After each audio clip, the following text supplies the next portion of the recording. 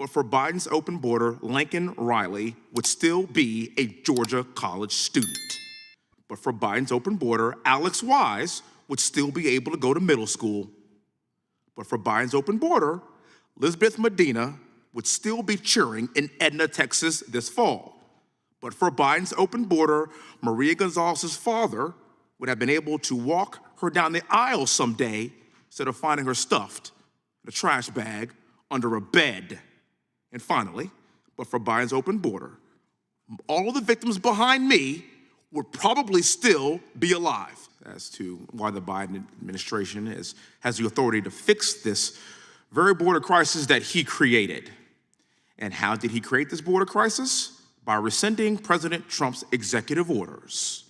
Instead, I want to talk about today the deadly results of Biden's decision to open the border and his decision to not act within his power to reverse this deadly course. Right now, we are witnessing a historic and devastating wave of migrants taking the lives of one innocent American after another. This horrible reality is treated as a conspiracy theory on the left. That's not true. And since President Biden won't protect the victims of migrant crime or even be bothered to say their names, I will use my 5 minutes to speak for the victims of migrant crime. Look at the victims behind me. Their lives were taken from them because of Biden's decision to open our border so that violent criminals and gangs from other countries can terrorize and murder American citizens. These victims of migrant crime cannot speak for themselves, so I will speak for them. And I want to specifically speak on behalf of several victims from my home state of Texas. Unfortunately, I don't have enough time to speak on behalf of all of them. Alex Wise Jr. was a 10-year-old boy from Midland. He was walking home from school when an illegal immigrant ran him over with his car and killed Alex. This illegal immigrant who took Alex's life had previously been deported not once, not twice, not thrice, not 4 times, 5 times. And guess what? Under President Biden, he came right back. Another victim is 16-year-old Elizabeth Medina, a high school cheerleader from Edna, Texas. When Elizabeth did not show up to the town's lighted Christmas parade, where she was scheduled to perform with the rest of her cheer squad, her worried mom rushed home and found her daughter stabbed to death. Who killed her? An illegal immigrant.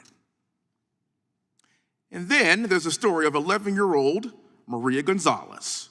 Maria was home alone while her father went to work. She told her dad that she was worried because someone was knocking on the door. When her father returned home from work, he found his daughter's body stuffed in a plastic trash bag beneath a bed. She had also been sexually assaulted. Her murderer, an illegal immigrant. Now, as a father of 2 little girls, if I ever saw my children in that state, I'm getting some real Samuel L. Jackson, A Time to Kill vibes right now, and everyone should feel the exact same way. If you don't, there's something wrong with you.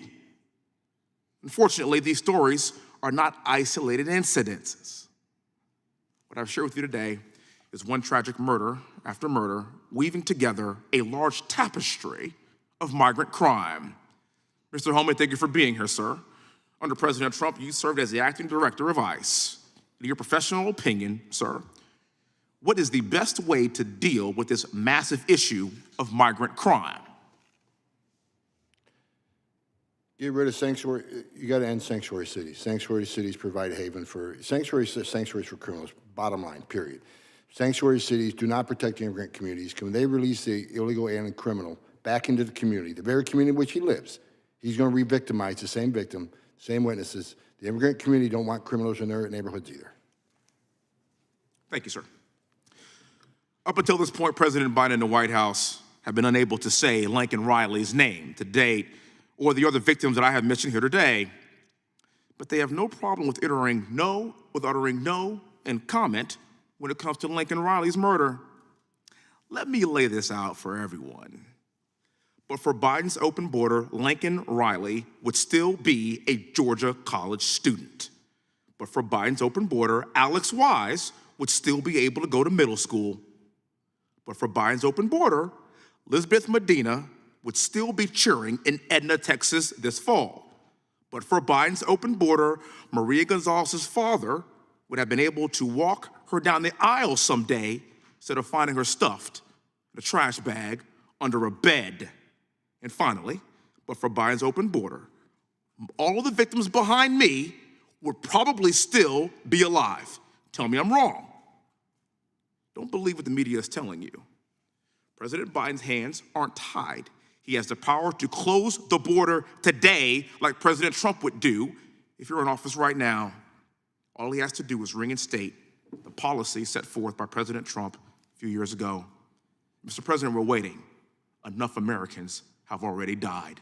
And with that, I yield back, and thank you, Mr. Homer, for being here, sir. Thank you for your service.